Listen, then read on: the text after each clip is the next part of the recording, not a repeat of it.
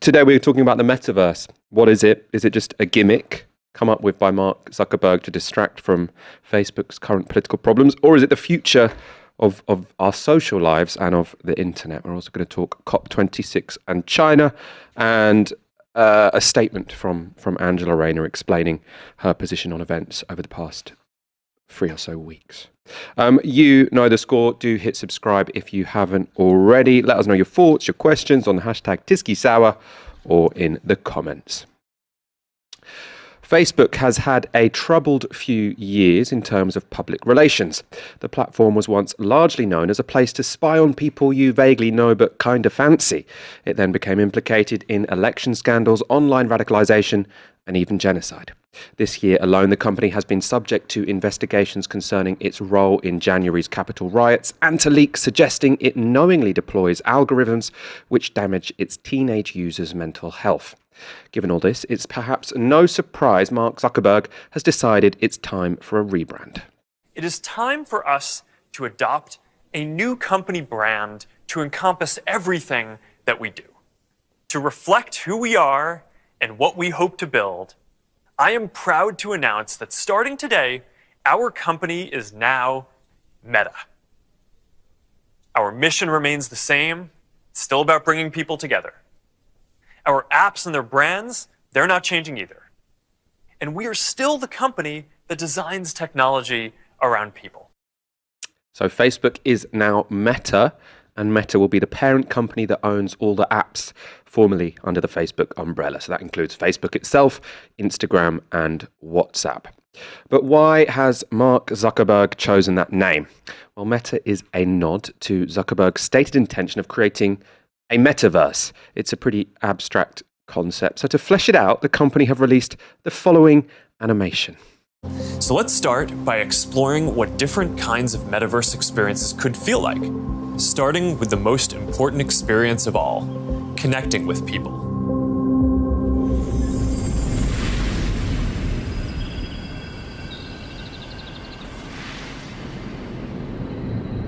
Imagine you put on your glasses or headset and you're instantly in your home space. It has parts of your physical home recreated virtually, it has things that are only possible virtually, and it has an incredibly inspiring view of whatever you find most beautiful. Hey, are you coming? Yeah, just gotta find something to wear.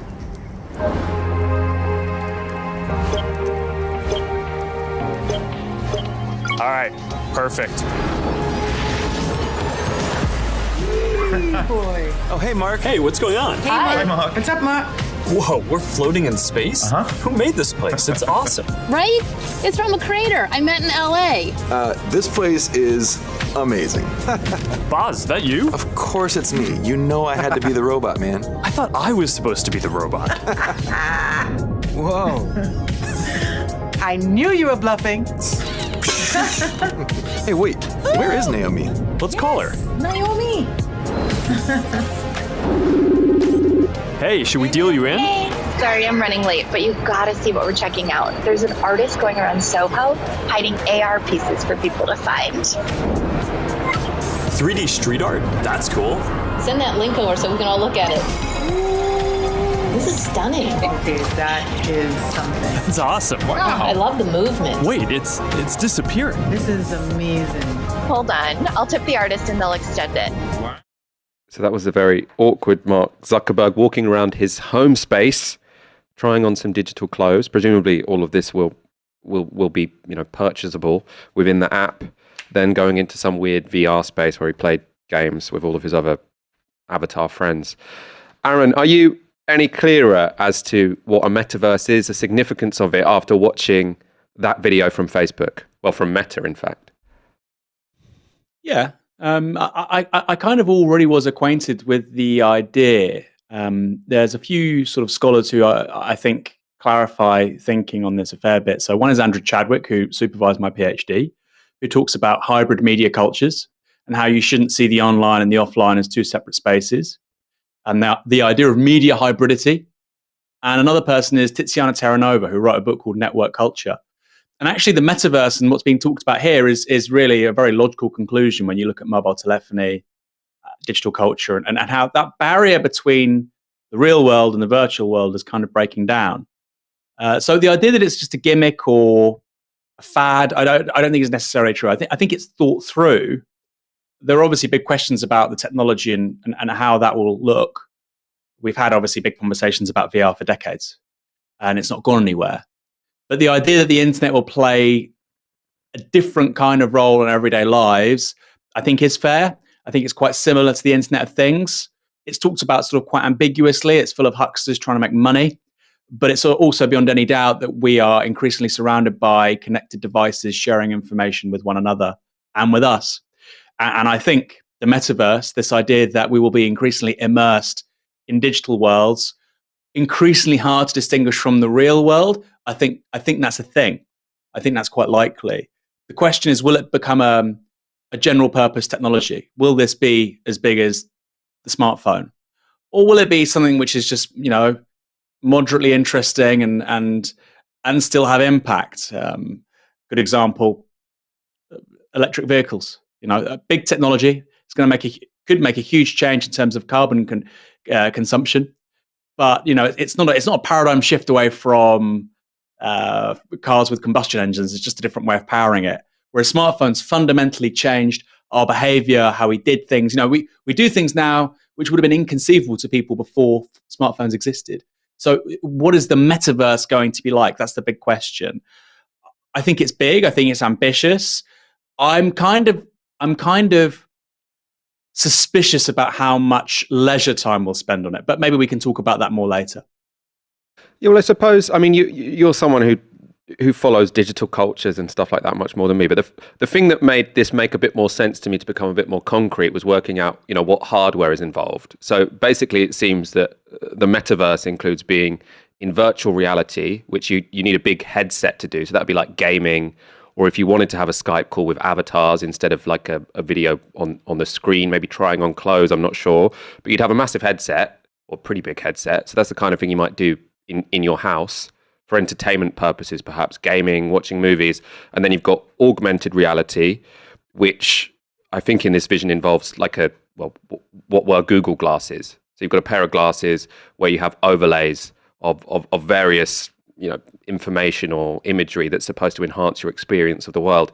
And I suppose why I'm a bit dubious about the metaverse is I can't really imagine ever wanting to use either of those bits of hardware. Like I wouldn't want to go around the world with a pair of glasses that augment everything, and I don't think I'm keen enough on gaming or 3D movies to spend that much time in a virtual reality headset. Am I missing something, or do you think this is a big deal just because lots of people will be willing to wear an augmented reality pair of glasses or a big virtual reality headset? It's not a moment, Michael. It's not something which will suddenly all arrive in and start doing it. In a way, we already live in the metaverse. Now, the technologies that are being discussed here, so the Oculus Quest 2, I think Horizon Workrooms, like the platforms, the hardware is already being rolled out. We already have, remote working where we're looking at screens, where we're looking at project management tools in real time. The question is, like you said, do you want to do that with a headset, or do you want to do that looking at a screen? So we're already entering that world. For me, Michael, I can see, for instance, how virtual reality adds real value to personal training. For instance, Peloton now, huge company, people doing spin classes at home looking at a screen. I could see how a personal trainer, and you're doing calisthenic training and you've got classes, I could see how that would work. Or Peloton using it while you're on one of their bikes.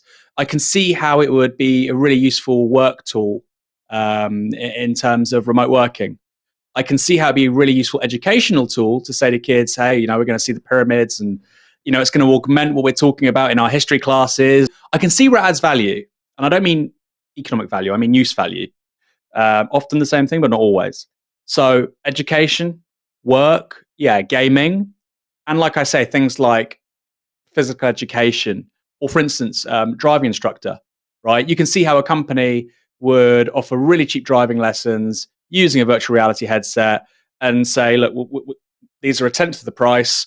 Once you've done 10, it actually saves you 2/3 of the money you'd spent with a regular instructor in the real world. It's not going to replace the real world instructor, but it's going to create a much cheaper path to get there and to become a qualified driver. So I can see applications where it's going to make money, where it's going to be really useful. Like I said, the question is, does that make it the new smartphone? Will we be on it all of the time? I don't think people will stop going to nightclubs or restaurants or bars or plays or the cinema to like watch this stuff in virtual space with one another. I think that's incredibly sort of dweebish. And I think that is a reflection of Zuckerberg kind of reading science fiction, which has given him this idea since before he even invented Facebook. That's a whole other topic, the extent to which the modernity being created by Silicon Valley is an outgrowth of sci-fi from the 80s, 90s, noughties. But I can see massive areas of value creation here, Michael. Is it as big as artificial intelligence? No. Mobile internet? No. Internet of Things? No. But I can see how, as a technology company, Meta would do very well out of this. Yes. I mean, I think the name change clearly makes sense, right? Because Facebook is so tarnished. We're going to talk a bit more in detail about that in a moment. First of all, I want to go to more how this is imagined, what uses for the metaverse are imagined. And Mark Zuckerberg gave an interview this week to blogger Ben Thompson. And I was a bit sort of surprised to see that the following seemed to be the only use for augmented reality that he specified in it. It wasn't particularly inspiring. So Zuckerberg said, I do think that for augmented reality, for example, one of the killer use cases is basically going to be you're going to have glasses and you're going to have something like EMG on your wrist and you're going to be able to have a message thread going on when you're in the middle of a meeting or doing something else and no one else is even going to notice. So this is, the big innovation of augmented reality is that while you're in a boring conversation or a boring meeting, you can have a different chat thread going on, in the corner of your glass screen or whatever you call it. As I say, I'm not very good at technology. Aaron, that to me just sounds kind of rude. We're all going to be here half paying attention wherever we are because we're going to be distracted by whatever chat or whatever thing is going on, whatever update is appearing in the corner of our glasses. Yeah, I mean, that's not new, is it, Michael? The fragmenting of concentration, our capacity to concentrate, that's just been gnawed away by social media, Internet 2.0, smartphones since 2006-07. And, there are pretty compelling theories out there in terms of what it means for mental health, ADHD, etc. If you look at levels of anxiety amongst children, for instance, it's just a correlation, but they have massively increased since basically the 2010s. When a lot of this stuff goes mainstream. So I think there are clearly going to be massive mental health implications for these technologies. There already are. I wouldn't be surprised if in 30, 40 years' time, this is compared to the smoking kind of lung cancer epidemic that we got after the 1950s. That's a whole separate conversation. So yes, you're right, but it's only continuing something which we already do. Social media as it stands is so utterly destructive for productivity. There's a reason why the Chinese Communist Party is banning kids from using TikTok. It's because it doesn't think it's in their interests to be using it more than a couple of hours a day. So, I agree with you, but yeah, I mean, that's also an argument against where we already are. I mean, I'll give you another example of where VR might be useful. You could, using the same technologies that Zuckerberg talks about in that excerpt, you would have a wearable which has your heart rate, has how much you've been sleeping, insulin levels, et cetera, loads of medically useful data. And you would be using patient access with your GP. And you'll have a bunch of options, right, Michael? You can go and see the GP, but you're going to have to wait a week. You can have a phone call with the GP. You can do it the same day. Or there might be this space in between. And they say, well, look, you can come to our Horizon workroom, all on the Facebook platform. And you can see your GP, tomorrow, which is kind of a halfway place between, the phone consultation and the in-person one. And actually, they can glean a lot more data from your wearable than from what you're telling them, because you might lie or mislead or forget. So again, there are lots of applications here, Michael. Education, healthcare, work. For me, the strange one is leisure. I just don't understand how people are going to spend money on NFTs and virtual merch at virtual concerts. Some of that stuff's going to be the case in gaming, for instance. But the idea that this replaces offline entertainment, leisure, tourism, I'm not so sure.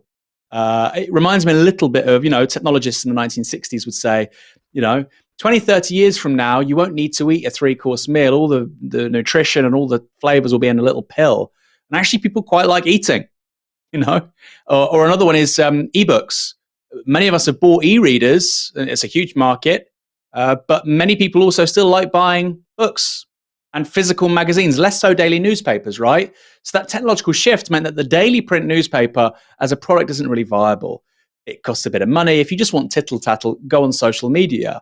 But for people who want to access original insights, have a tactile, relaxing experience once a month, there's a reason why magazine sales have shot up in the last 10 to 15 years in this context of a digital culture. So new spaces are going to emerge. And I think, like I said, I've said this a few times, there's going to be, I think, big opportunities and places which add real value. But the introduction to that I thought was quite strange, you know. Oh, we're in space. Yeah, we're playing poker. It's like, this is really boring. What you're doing is really boring. I'd far rather be playing card games with my friends in person. Yo, yeah, we're in space. Wow. And the person's a robot. It's kind of childish and stupid. But like I say, I still think this could make it a very, very, very, very, very expensive company. And of course, the big thing that it's imitating here is Alphabet with Google. And the idea that, you know, a search engine ultimately became this technology company with interests in artificial intelligence applications, self-driving cars with Waymo. We don't need to talk about how successful any of these are going to be. Equally, Facebook now doing the same thing. WhatsApp, Instagram, private communications platforms, social media networks, which create value by extracting data and selling it to advertisers, but at the same time, really useful often. They're also trying to pivot into becoming a technology company. So Facebook are looking at, like I said, the Oculus Quest headset, these Ray-Ban sunglasses, which is, I mean, this is really interesting, Michael. You're a sort of skeptic here. It's a bit different to Google Glass because it's not, the initial product isn't saying you'll wear them and you'll have augmented reality or the thing that Zuckerberg was talking about. I mean, it may eventually have that, but right now the product doesn't have that. These Ray-Ban Wayfarers done with Facebook. So Luxottica is the company which owns Ray-Ban, this Italian eyewear company, huge company. I think you can get these glasses which have a camera and a video camera, I think for £300. Well, a regular pair of Wayfarers, Michael, is 150. So, I mean, this looks to me almost like a loss leader, or what Amazon used to do with the Kindle, which is they're selling it at cost price. And I think if that does happen, if they sell these things at cost price, then they're going to become very, very, very common or even mundane technologies within 10 years, which is the plan. You know, last year, Facebook spent between, depends who you listen to, between 10 and $18 billion on developing this stuff in preparation for the metaverse. So it's clearly a serious proposition. The idea it's just a marketing gimmick, I don't think that's accurate. I would prefer the normal pair of Ray-Bans because with the camera in it, that's just a creepy pair of Ray-Bans from my perspective. But obviously some people, well, we don't know how many people disagree because they'd never have taken off potentially for that reason. Let's go to some super chats. Jovian R with 50 quid, very generous, thank you. Society should not allow private capitalist bureaucracies take control of that technology. And we'll be discussing that in a moment when we talk about the politics of this. Oliver Prober Hill tweets on the hashtag Tisky Sour. Michael, is it just me, or does this metaverse thing feel like a waste of money and time? Well, you'll have seen we've been having that conversation for a while, so you'll have to make up your own mind. I do actually though want to bring up one headline which I thought was quite entertaining. This is from a guy called Dave Karpf. So he had an interesting article in Wired, which was titled "Virtual Reality is the Rich White Kid of Technology." And he says, for decades, it has failed to live up to expectation, yet somehow it keeps receiving more chances and more resources. That's one take. Aaron's obviously been giving the alternative one. I don't really know enough to come down on either side. Bulletproof blouse with a fiver. Have a load of people wearing VR headsets getting together to complain about wearing masks in prep. That's meta. That's very good. Beej with a tenner. Thanks all at Novara for your honest journalism. Wish I could be excited about technological innovation without it being attached to exploitation. Important comment, which, as I said, is going to relate to what we talk about next. Before we do that, hit the like button if you haven't already. Let's now look at the political context for this rebrand. I mentioned in my intro that Facebook has been subject to leaks showing it knowingly endangered the mental health of users. The source of that information was former Facebook product manager turned whistleblower Frances Horgan. Earlier this month, she gave testimony to the US Senate. I believe Facebook's products harm children, stoke division, and weaken our democracy. The company's leadership knows how to make Facebook and Instagram safer, but won't make the necessary changes because they have put their astronomical profits before people. Almost no one outside of Facebook knows what happens inside of Facebook. The company intentionally hides vital information from the public, from the US government, and from governments around the world. The algorithms are very smart in the sense that they latch on to things that people want to continue to engage with. And unfortunately, in the case of teen girls and things like self-harm, they develop these feedback cycles where children are using Instagram as to self-soothe, but then are exposed to more and more content that makes them hate themselves. The choices being made inside of Facebook are disastrous for our children, for our public safety, for our privacy, and for our democracy.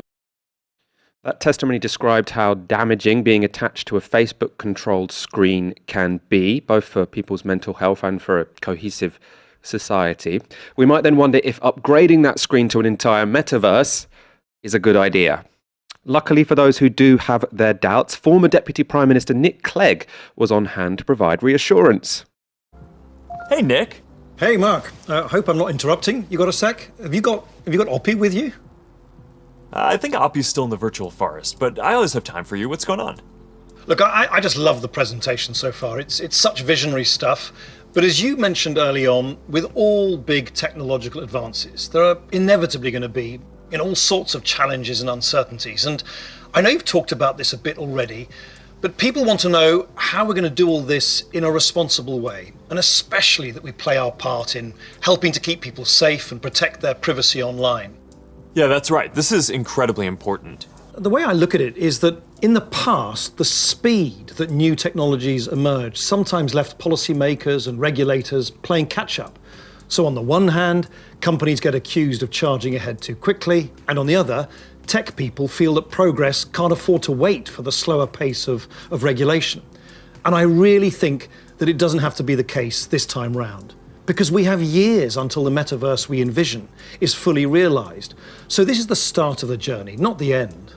Like I said earlier, interoperability, open standards, privacy, and safety need to be built into the metaverse from day one. And with all the novel technologies that are being developed, everyone who's building for the metaverse should be focused on building responsibly from the beginning.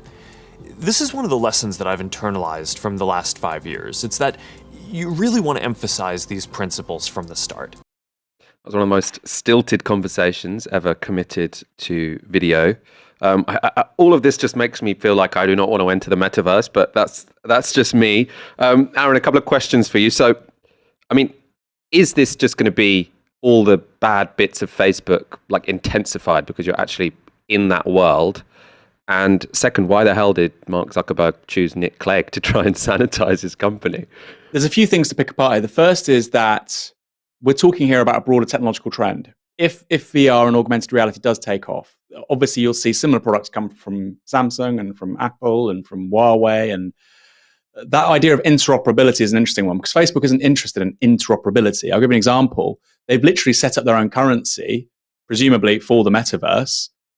Well, there's nothing more interoperable than having a currency which you can use everywhere, and it's called pound sterling or dollars or yen. That's the ultimate interoperable currency within a set of sovereign borders. So they're not interested in interoperability. They're interested actually in creating bounded, informational gardens which you can't leave. You have to go if you want to access something. You have to use their products. Everybody has to have a Facebook account for a bunch of reasons, right? If you're trying to rent somewhere, if you want to maybe buy something, Facebook Marketplace, somebody's birthday, you need to get in touch with somebody. You generally need a Facebook account. So are we all going to be on Facebook's metaverse or Meta's metaverse is the big question. No, because like I said, this is a broader technological trend. We all have smartphones. It doesn't mean we all use Apple iPhones. You have a choice in terms of the products that you use. I think the bet from Zuckerberg is they want to get as much of that as possible. They want to do to the metaverse what Apple originally did to the iPhone and to the laptop, which is a dangerous thought. And it's monopoly on a couple of different levels, not just social networks and informational value, which they extract, not just from consumer choices, seeing what you buy, who you talk to, where you are, but also selling you the physical hardware. I mean, that's a whole new level. Amazon have tried that as well with varying degrees of success. So like I said, it's a big bet.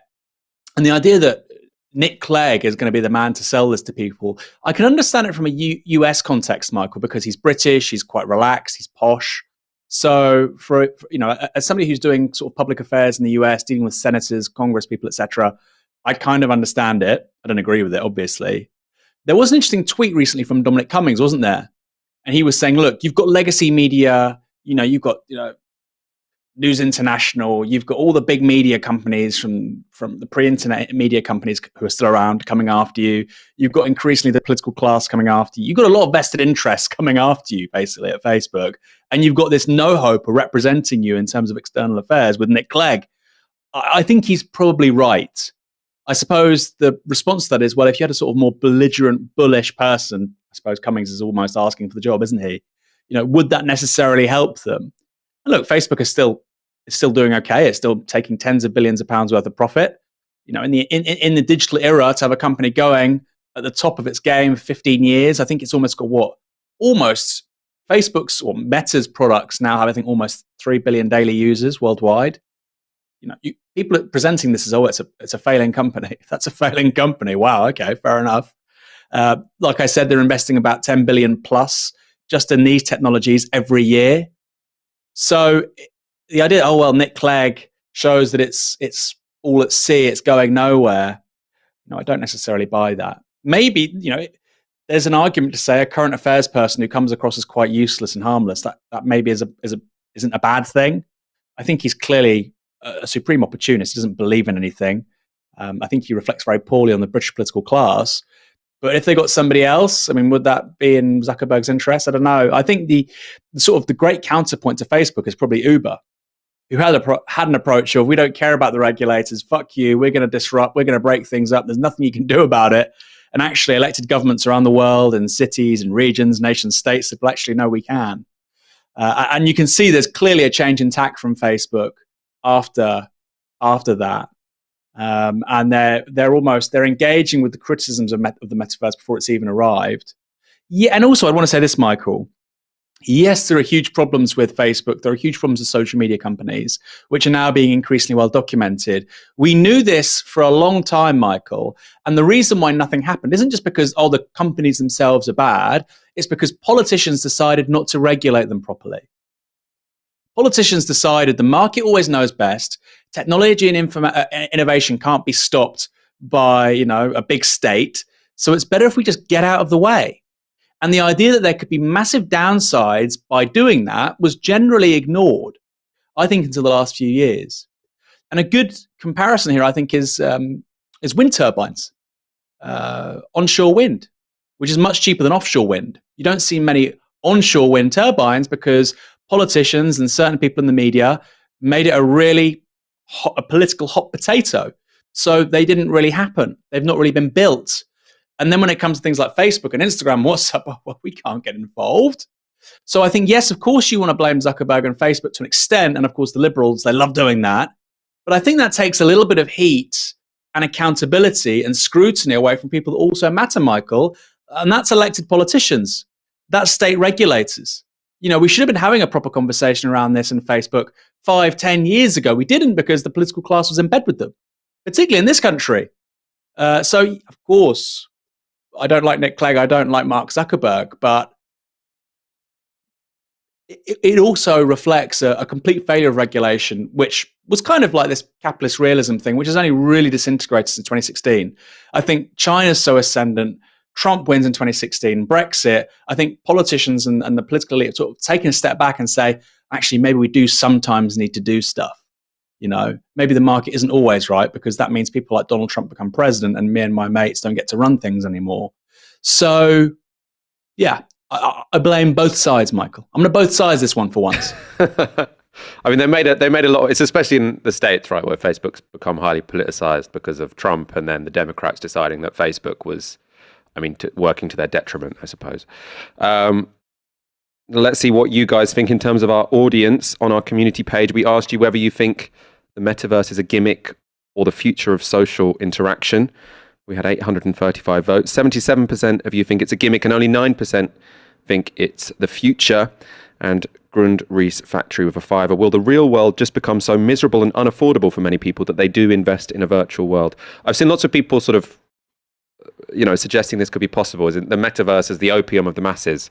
So, I mean, I thought that actually when you saw Mark Zuckerberg go into his fake virtual reality house, the thing that made me think was that most people going into that virtual reality house, he probably has a really nice flat anyway.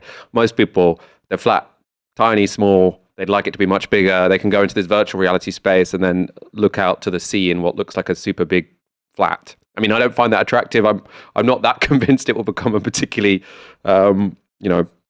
effective opium of the masses, but it's, entirely possible.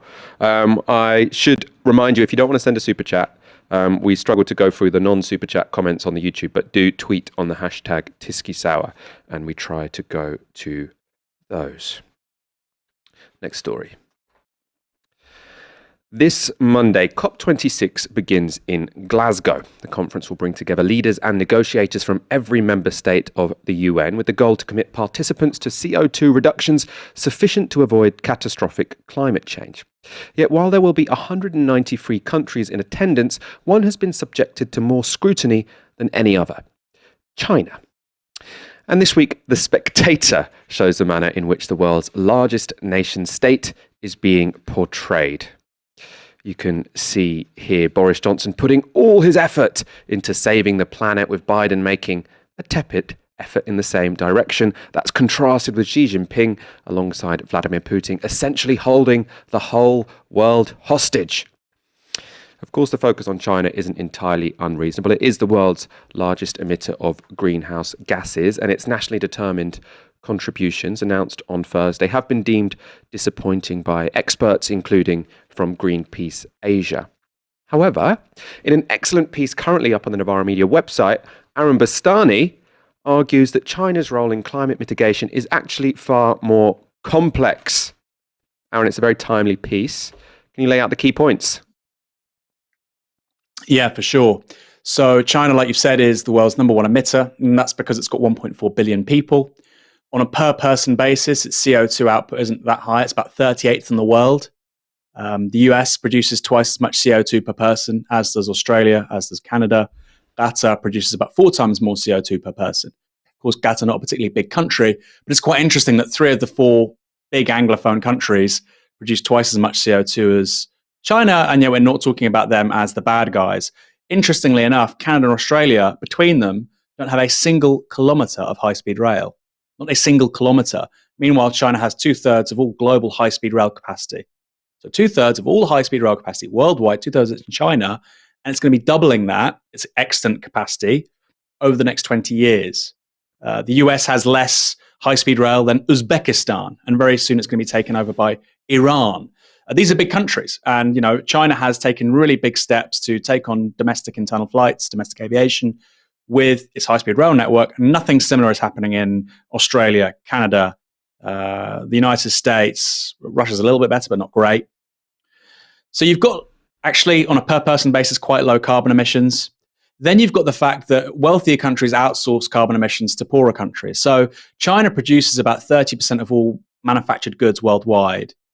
Of course, a manufactured good has these outsourced emissions, which is to say that if an iPhone is produced in China, but it's used by Michael Walker here in London, the CO2 emissions for its production go on the Chinese ledger, not the UK one.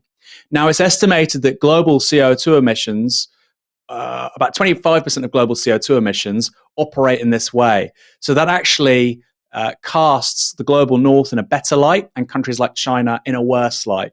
Like I say, China by far the world's largest manufacturer. So that's a major, major factor why China's CO2 emissions are relatively high. But like I say, still only half per person what the US is, 38th in the world, next to somewhere like Norway. So you've got, like I say, actually not that bad on a per person basis. You've got the fact that it's internalizing manufactured product CO2 emissions, which are being consumed elsewhere. And then you've got other things like reforestation. In the early 1990s, 12% of China was covered by forest. Today it's around 23%. It's looking to get that to 30% by 2050. You've got, like I said earlier, high-speed rail. You've got urban transit systems being built in dozens of cities in China. Meanwhile, in the US, they haven't laid a single kilometer of underground transit for 30 years in the mainland US. You've got just issue after issue after issue, which I think, actually on any sort of fair basis, China would be judged as a leader when it comes to climate change. Then finally, if you look at its actual record on renewable energy, I think this is the icing on the cake. China has a greater solar energy capacity, so it doesn't necessarily produce more solar because it's dependent upon the sun shining, but it has more solar capacity than the US and Europe combined. It's world number one in regards to wind capacity. It's increased nuclear capacity by 500% since 2010. It's world number one on hydroelectric capacity. And it's also got huge plans again for the next 10 years. And again, all that really on wind, on solar, on nuclear, all of that is since the 2010s. It didn't lay a single kilometer of high-speed rail until 2007, Michael. And when you look what the Europeans have been doing since 2007, you think of the European debt crisis, etc., how little infrastructure has been built, how little renewable capacity has really been built. Compare that to what the Chinese are doing. We're nowhere, Michael. Whether it's the Europeans, whether it's the North Americans, whether it's the Australians, the Brits, you really can't compare us to China. Now, that doesn't mean China is saving the world. I'm not saying that. And what's quite clear is that any economy based upon economic growth, with 1.4 billion people, like China, which is looking to become much wealthier in the coming decades, is going to massively impact CO2 emissions and levels of CO2 in the atmosphere, which is going to lead to a warmer planet. But if we're talking about a large country which is actually making an effort when it comes to climate change, on green energy, on reforestation, on high-speed rail and moving away from aviation, China is far and away ahead of the Western nations. And this is something they will not accept. And so what we'll see at COP over the next couple of weeks is Sinophobia. And that rests upon ignorance with Western audiences. To basically think, well, the Chinese, they're stupid, they're not white, they're not the West, they're burning coal. They burn a huge amount of coal, but it's also 1.4 billion people. And the new coal power stations that China is going to build and there's dozens of power stations that are going to be built with coal, dozens. But again, it's 1.4 billion people, Michael. It's 3 times the population of the European Union. It's only going to add 1.5% to China's extant carbon emissions. So the numbers we're talking about here are huge. Every year between now and 2025, they're looking to reforest a surface area the size of Belgium.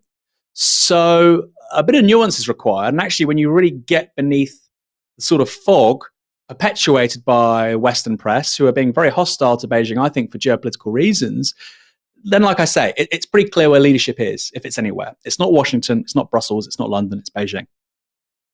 Let's look in a bit more detail about China's NDC. So for background, how these climate negotiations work since the Paris Agreement is that there are no binding commitments that any country has to make. It's not the case where, back in the days of the Kyoto Protocol, there were some ideas that people would allot a sort of set carbon budget for each country. They'd have to agree what the algorithm would be that would work that out, and then they'd all be limited by law to that. That turned out to be a dead end. No country would agree to it, or at least no big, powerful country would agree to it. Now what you get is countries coming forward and voluntarily committing to reduce their emissions, and it's sort of based on peer pressure, essentially. China submitted theirs on Thursday, their NDC. It was much awaited, and this is a summary of what they've committed to as per the FT. So it says, China aims to have CO2 emissions peak before 2030 and achieve carbon neutrality before 2060, to lower CO2 emissions per unit of GDP by over 65% from the 2005 level, to increase the share of non-fossil fuels in primary energy consumption to around 25%, to increase the forest stock volume by 6 billion cubic meters from the 2005 level, and to bring its total installed capacity of wind and solar power to over 1.2 billion kilowatts by 2030. Now, in terms of analysis of that, the most common thing I've heard from climate experts or China watchers is that they're disappointed about this idea that emissions will only peak by 2030. Lots of people suggesting 2025 was very much doable for the Chinese, and so they could have come forward with that. A counter to that is that Xi Jinping doesn't want to commit China to anything there's a chance in hell they won't meet. So even though they've said before 2030, it could still be the case that they end up managing to peak emissions by 2025. Of course, as guests like Sam Gyal, who we've had on this show, have argued or explained, I suppose, China is also a country with internal politics. So there is a coal lobby in China, just as there is a coal lobby in the United States. It seems as if, Joe Biden's going to arrive and he might potentially make a fairly ambitious proposal when it comes to US emissions reductions. I mean, he already has, but it'll be confirmed there. But he's really going to struggle to implement his climate policy because Congress is now blocking any kind of carbon tax on the coal industry. So it could be the case that you get to COP, America commits to something really ambitious, China commits to something far less ambitious, but ultimately China can follow through on theirs, whereas the Americans, because of their political system, are completely unable to. How likely do you think that scenario is? I mean, I would dispute the idea that China would be committing to anything less ambitious than the US. From what we've seen so far, I mean, maybe this is going to change, but both are talking about net zero by 2060. And when you think that the US has a GDP per capita about 6 times that of China, I mean, that's a remarkable achievement by China. This is a country, I think, $10,000 per head GDP, US about $60,000. So far wealthier country. And actually, China is eliminating poverty. You can go between 1990 and 2060, they would have taken 800 million people out of poverty, and they would have effectively decarbonized. 80% of their energy supply would have been decarbonized. That's why they're talking about net zero, not 100% decarbonization. That's not good, by the way, but they're both talking about net zero. It's not just China. Do that in the space of 70 years is remarkable, Michael. And there's absolutely no comparison. You could maybe talk about post-war social democracy in Europe, maybe getting a little bit close, but I don't think it does actually. In terms of a political, economic, technological, ecological revolution of a country in 70 years, in a lifetime, that's extraordinary. So I don't think the US is making bigger plans than China. No. I talked about reforestation. It's gone from 12% of the country's surface area to 23%. They wanted to get to 30%. The US has been standing still, Michael. And the US is a very large country, extraordinarily large country. And reforestation isn't the answer to everything. There's actually a great criticism of reforestation. Indigenous land rights, colonialism, etc. If you're Britain, you're not going to be reforesting somewhere in Britain, although we obviously should do that. Increasingly what you'll do is there'll be a market for this stuff, and you'll pay for a carbon sink somewhere in the Amazon. And so people that live on that land will be moved out and they'll grow a forest, and that means, we can burn more carbon over here. This is stuff that we'll be talking about at COP. So the offset thing in terms of reforestation, while you still burn carbon fuels, is why they're talking about net zero. Big difference is, Michael, China's serious about this because it's actually doing the rewilding thing. It's doing the reforestation thing. So I agree with you that the political system in America is a big barrier to them acting as decisive as the Chinese, but I disagree that it's in any way more ambitious on their part. I just simply don't think that's true. I suppose I just mean, so the targets I've got in front of me, they're saying they're going to halve emissions compared to 2005. Everyone picks whenever their peak was. So ours is compared to 1990 because that's when our peak was. So they want to halve emissions by 2030 compared to 2005 and go to net zero no later than 2050. So it is, the cuts by which date are more ambitious, but obviously they're starting from a much, their historic contribution to carbon emissions is much bigger than China, and on a per capita basis, they're much richer. I mean, so there's a few points. So if it's net zero by 2050, then that's a big difference with China, which is net zero by 2060. I mean, let's see what comes out in the wash. And again, net zero is quite a flexible term. UK is now aiming for net zero. Really, the UK could decarbonize. Forget net zero, we could decarbonize by 2035. Corbyn was saying 2030. I thought 2035 is entirely plausible. So there's that point. Yes, that would be a big difference. But Michael, if you look at China's looking now at peak carbon, so it's basically going to hopefully reach peak emissions before 2030. Like I say, when it's a country which is 1/6 as wealthy as the United States, remarkable achievement. Really, really remarkable if they can do that. And the problem we have, Michael, in the Western media is if you say this, it's just an observation. If they do that, it's impressive. Oh my God, why do you hate this country so much? Who told you that? Has it been corroborated? Well, actually, yes. NASA 2 years ago said that the planet today is greener than it was in the 1990s because of reforestation efforts by India and China. So yes, we do have independent observers verifying this stuff. I think reaching peak carbon when you've got a GDP per capita at the same level as Romania, when you've got the geopolitical ambitions that China does have, I think that's big. I think that's huge. Yes, China is not going to massively reduce domestic economic growth and push back its geopolitical ambitions in order to decarbonize even more quickly than it already is. Of course, but this is the world we live in. And like I say, when you're doing a sort of comparative analysis of China to the US or China to Russia or China to Brazil, Christ, it's far and away ahead, particularly in context. One of the stupidest tweets I've seen recently, it's from Anton Spizak, who's a policy lead at the Tony Blair Institute. Where else? And in a tweet this week, he asked, "Is this the most important chart of our time?" And the chart he's referring to, which he's made on Our World in Data, shows the percentage change in carbon emissions over time in 6 big countries using 1990 as a baseline. As you can see, Japan, the US, Germany and the UK have all reduced their emissions since 1990, but this chart makes it look like that was all completely pointless because the emissions of China and India dramatically rose. Now, there's nothing incorrect about this, but I have a problem with that y-axis. It's incredibly misleading to make China and India look like the bad guys here. Now, I went on Our World in Data, I made my own graph, and instead of looking at the changes in per capita emissions since 1990, I plugged in what emissions actually are, and that tells a very, very different story.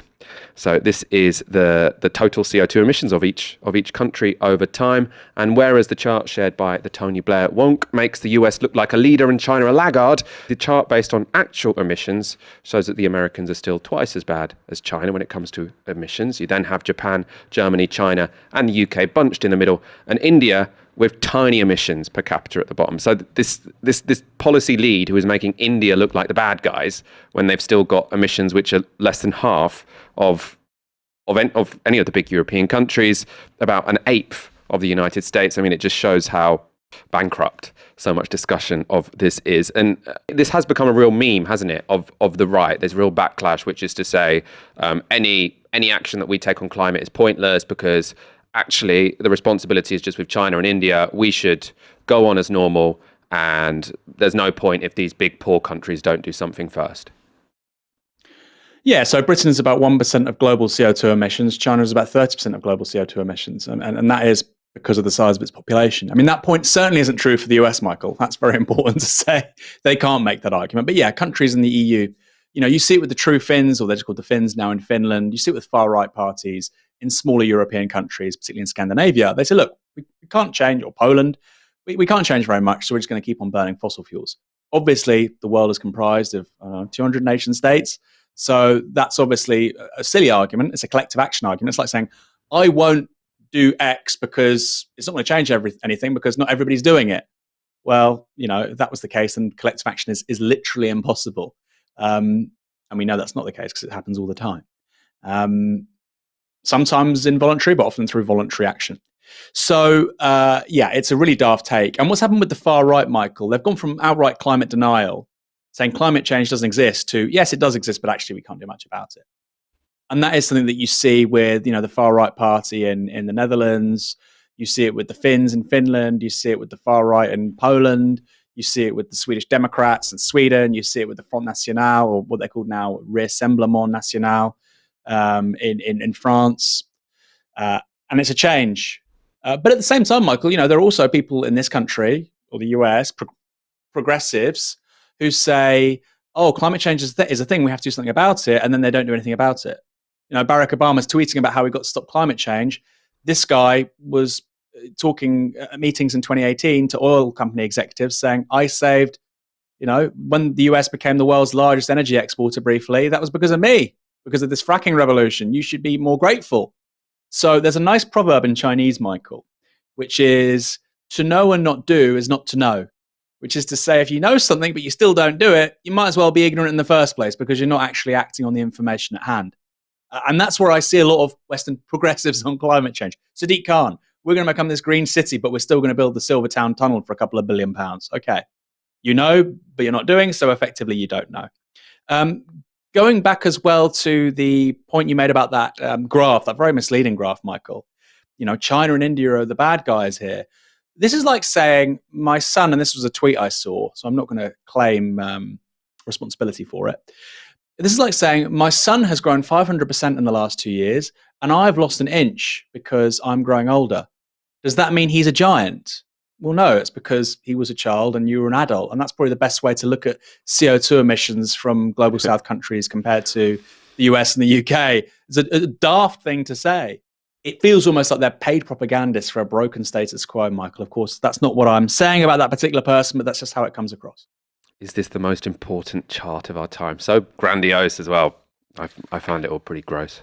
Let's go to our final story. Angela Rayner has kept a pretty low profile since she sparked controversy at Labour conference by calling the Tories scum. This Thursday, she released a statement explaining what has been going on and reflecting on those comments. I have been off work over the last couple of weeks after losing a close loved one. Grief is the burden we bear for love, and losing someone close is something that we all experience at some point in our lives, but that knowledge doesn't make it any easier when it happens to you. So I can't imagine what the family of Sir David Amess are going through, but I know they will be hurting. I send my heartfelt condolences to them. She goes on, while I have been away from the cut and thrust of Parliament, I have reflected on our political debate and the threats and abuse that now seem to feature all too often. I have also reflected on what I said at an event at Labour Party conference. I was angry about where our country is headed and policies that have made life harder for so many people I represent. But I would like to unreservedly apologise for the language I used, and I would not use it again. Angela Rayner also spoke about recent threats she has received, which was so serious, a man has been sentenced to 100 hours of community service and been made subject to a restraining order. Of those threats, Angela Rayner wrote, I want to address the threats I have received recently. In the past, I have been reluctant to speak out about the abuse that I received because I fear that doing so will only make the situation worse. However, in recent weeks, the threats that I have received against my life and the lives of close family have been so terrifying and explicit that I could not stay silent and simply continue to take it as part of the job. They have had a devastating impact on me, my children, and others close to me. It shakes you when you get these threats. You worry about the safety of your home, your office, and everything in your life, and it takes its toll on the people who work for me too.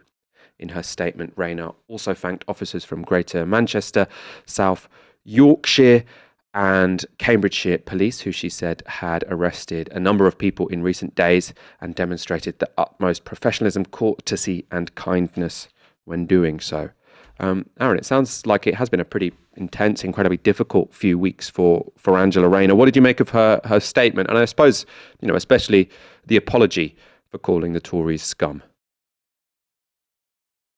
What do you want me to say, Michael? It was a recording of her speaking at a private meeting. She hadn't said it publicly to start with. It wasn't a public declaration. She didn't say it on television. It wasn't to the newspapers. She was recorded saying something that she now says she'd rather wish she hadn't said. Fine. Then it was blown out of all proportion. I'm sure in private meetings, Tories and Labour politicians say all sorts of things. The problem was she was caught. She was talking to a group of 20 people in a room. I don't call people scum. I think scum's a horrible word, actually. I think it's a dehumanizing word. Scumbag, yeah, maybe. Scumbag's a bit different. Again, this comes down to personal preference. It does feel like she's probably issued an apology. Hey, look, maybe she has because of the David Amess stuff and the death of a loved one, etc. But it also feels like, and again, why bother speculating? Has she been told to do this by Starmer, etc.? Probably. Is it political? Yes, probably, because she's a politician. And it's probably in her best interest to apologise.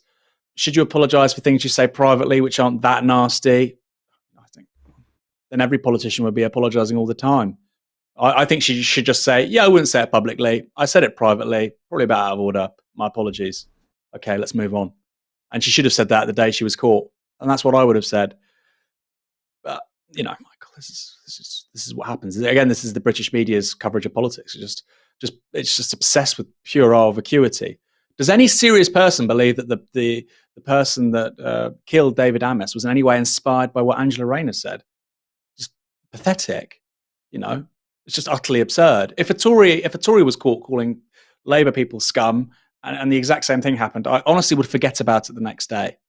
But because we have this puerile, vacuous media, which is just obsessed with trivialities, and of course, the Tories play with it on easy mode, while the left has to play on the most difficult mode possible. this is where we end up. We had these conversations. And months after the fact, Angela Rayner feels compelled to give an apology for it. Okay, if she feels she has to apologize, fine. But the fact it's a story after all this time, I think reveals quite a lot about our media culture, and it's not good. It's not healthy.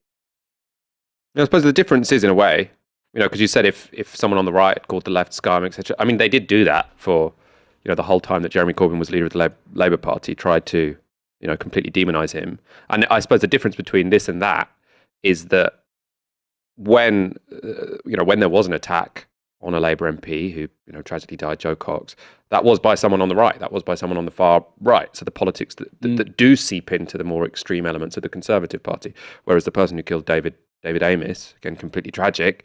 I mean, it seems like he was an extremist Islamist. It had nothing to do with Angela Rayner or Angela Rayner's critiques of David Amess or any Tory. So it does seem, while again, I probably, if I was an elected politician, I probably wouldn't call the other guys scum. I don't think it's helpful in elections. It's the kind of thing that's going to drag down all of these conversations when you want to be talking about something that's much more interesting and relevant to people's lives. But at the same time, there just isn't the same connection between language that people on the left use and physical violence as there is on the right. And that does seem to be something that the media hasn't quite grasped and admitted to itself. They're not going to grasp it. I mean, like I say, you're dealing with some of the most trivial, sort of terrifyingly dull people you're ever going to meet. I'm a broken record on this, Michael, but they were calling Jeremy Corbyn every possible name for years. And this was a man who was attacked. This was a man who a white supremacist did want to kill. He did kill somebody else in a terrorist attack. Was it Darren Osborne? Was it, Michael? You correct me. I don't want to get the guy's name wrong. There'd be a Darren Osborne. Yep. Oh. Darren Osborne, who did kill somebody. He wants to kill Sadiq Khan and Jeremy Corbyn. And yet, it's carte blanche from the media. You can call this chap what you want. You can make up things. You can call him James O'Brien called Labour Party members Holocaust deniers, Michael, including Jewish ones. If we're going to talk about respect, Jesus Christ, let's start with people like that. And he was saying it publicly, Michael. Angela Rayner said it privately and was caught. I just find the whole thing absolutely absurd. And look, here at Novara Media, we were described by the New York Times this week as wonky, unapologetically left, but wonky. Our detractors talk about us being like the alt-left and Breitbart. We talk about policy. I think anybody going over the last hour of tonight's show, what we're talking about Meta and China in the context of climate change and energy transition, you might not agree, you might agree, but I don't think anybody thinks we're the Darren Grimes of the left. I hear this all the time. It's just pathetic. It's pathetic. And it comes from the top, Michael. It comes from the top. Because fundamentally, political journalism in this country is treated as a hobby amongst a bunch of people. And the fact that it was important to large numbers of people through both Brexit and also Corbynism and also Scottish independence, these were issues which made politics more than just show business for ugly people, as the quote goes, but actually something which millions of people viewed themselves as playing a part within. And for the commentariat and for the political media elite on this stuff, they hate it. They find it intolerable. They want it to go back to a sort of a hobby that kind of dweebs find interesting and the rest of the public kind of can't really make sense of. That's what they want. People like Robert Peston and so on, that's what they want. That's how they view politics. And Corbynism, Scottish nationalism, Brexit pierced that veneer for a brief moment. I mean, it still might. Corbynism has an afterlife. We may have a second referendum on Scotland. Brexit hasn't gone away. So, for me, the big takeaway from this story, Michael, is just the sort of puerility and vacuity of the British media, which isn't going away. And it's something we really need to think about on the left. And if we have left leaders in the next 5-10 years, they can't make the sorts of mistakes that Angela Rayner made there. I mean, for me, it shows bad political judgment to be saying that sort of thing at conference. I don't think she should apologise for it personally, because it was a private conversation. Or if she should apologise in the manner I sort of described earlier. I don't think it's a big deal, but look what happened to Jeremy Corbyn. And so you're really going to have to be on your best behaviour, and you're really going to have to operate at a very, very high level politically. And that's not easy, Michael. I don't say that as somebody who thinks I could do it. I definitely couldn't. I wouldn't want to do it, by the way. I like being honest about what I think. But the level at which left politicians are treated and the easy ride that Tories get by comparison has to be instructive the next time that the left controls the Labour Party. Could be a while. Hopefully sooner rather than later. Let's wrap up tonight. Thank you everyone for joining us and for your super chats. Our massive thank you if you are regular donors. You are who makes this show, this organisation possible. Aaron Bastani, pleasure speaking to you as ever on a Friday night. My pleasure, Michael. You go grab yourself a beer. Thank you. I probably will. You've been watching Tisky Sow. We'll be back on Monday at 7 p.m. Good night.